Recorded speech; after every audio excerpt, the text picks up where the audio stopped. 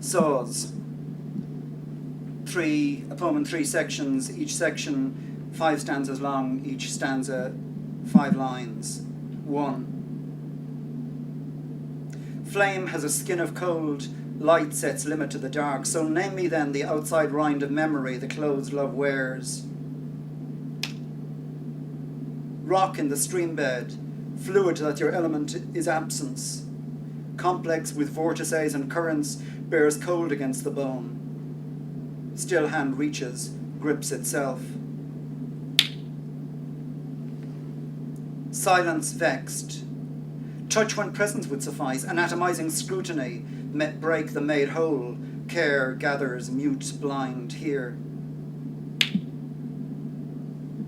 Faulting crowd from fend, touch impairs the waist, the small, the shoulder prompts the touch, as instruments diminish even to the heart, needs must intense persist. Spontaneously, sight unseen, in the intervals between where venture hunts its gain, beasts may become familiar and grow tame. 2. Hold friends and colours and sleep fast. Inch an abyss, ocean no barrier, truly the execution is woeful. Passion suffers where the flimsy heart won't break.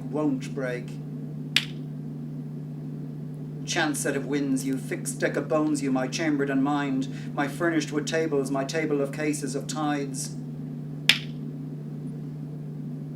The water touched deteriorates and gains. Last of what's passing, first of what's to come, robs and returns.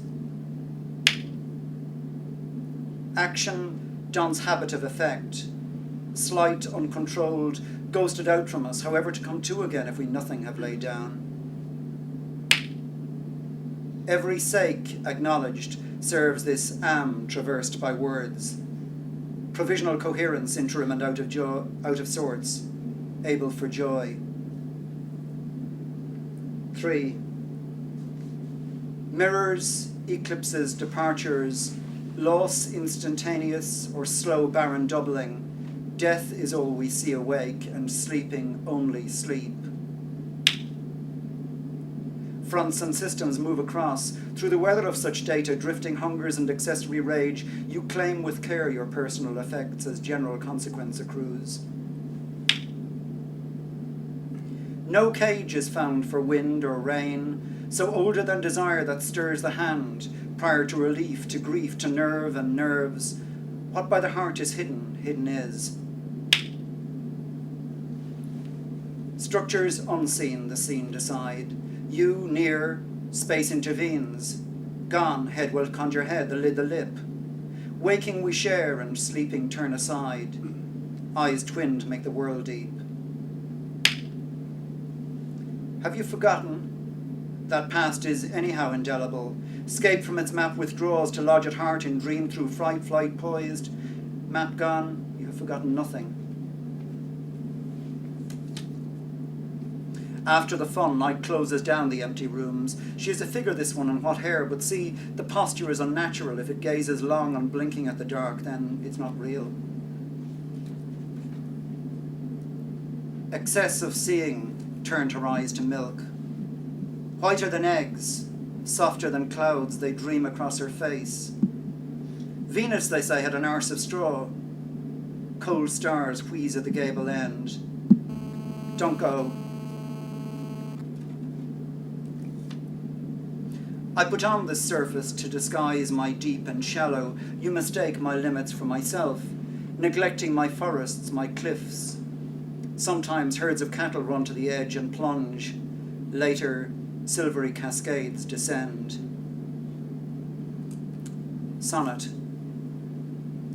Drink hard, girls, if you're smart. Alcohol elevates, love lacerates the heart. Pearls don't grow on trees, curls catch devotees. So fast, put your face on, be bright and brazen. A doll doesn't last if she can't seem to please.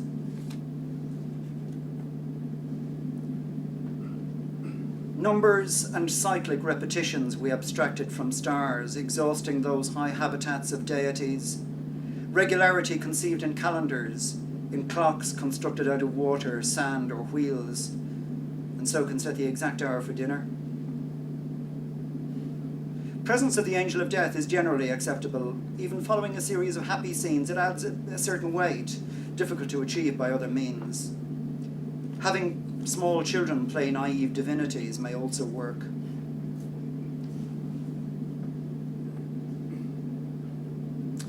Romance. Brisk as a goat my father is, since he resigned his instruments of war. The ambit of his rule reduced, constrained, become eccentric. In wild epicycles now the royal bones rotate that with his dislocated court process. Skull still twirls attentively, bright eyes spy back, mouth seizes fast an opportunity. My mother goes beside him, shallow as a pond. Enchambered deep and happy as a trout, my own sweet lady circulates, scarcely at all discomfited to find her gossips fresh detongued, unsighted, and her men unmanned, since all devoted still to servicing her wants. There is something between us. Yet she is quick, which certainly must compensate to her for those, her family to 2 degrees, whose breath for the securing of our estate was earlier interrupted. Our close physicians expertly concoct for her electuaries and nostrums of sure bliss. Sean Duile Glana. This is an 18th century Irish folk song, and for a change I've actually kept the metrics exact so that it could be sung to the correct air. Sean Duile Glana. Through the early sunshine of this summer morning, hounds raise up their howling while the sweet birds sing. The small beasts and the badger keep covered with the woodcock, all lie low from the echo and the booming of the guns. Fox red on rock keeps lookout on the horseman's hurly-burly, and the woman by the wayside lamenting scattered geese, but now the woods are levelled. Let us leave familiar landmarks, since Sean, my friend, it's over, the game is up and gone. That's why I sing of sorrow, bone frozen to the marrow as the north wind comes to winnow and death is in the air. My dog, my dear companion, is leashed without the freedom you'd give a child to cheer him in the bright noon of the day. On crags, the royal stag bounding bears his antlers proudly, and he'll run on through the furze lands till the last day of this life. If I had no more harassment from this town's petty gentry, I'd take ship out of Galway and leave off these wild ways. The homesteads of Glen Shrutha lack loft or roof among them. In Shroyd na Goch, a silence substitutes for praise. Harsh weather without shelter from Cluan to Stoke na Gullum, the air beside the headland unharried all its days. What is this human tumult with so much fell destruction? The sweet thrush and the blackbird find no twig for song. Sure omen of Mount War's onset, to see priests and people troubled, driven to harsh havens among the upland glens. My one regret this morning, that I did not die reproachless, that time before the scandal caused by my own kind, when many the long bright evening saw apples crowd the branches, when leaves enclosed the oakwood and dew was on the grass. But now I am an outcast, lonely, far from friendship, I lodge alone in thickets and fissures in the rock. But unless there's no harassment from this town's petty gentry, I'll leave all my possessions and so resign my soul.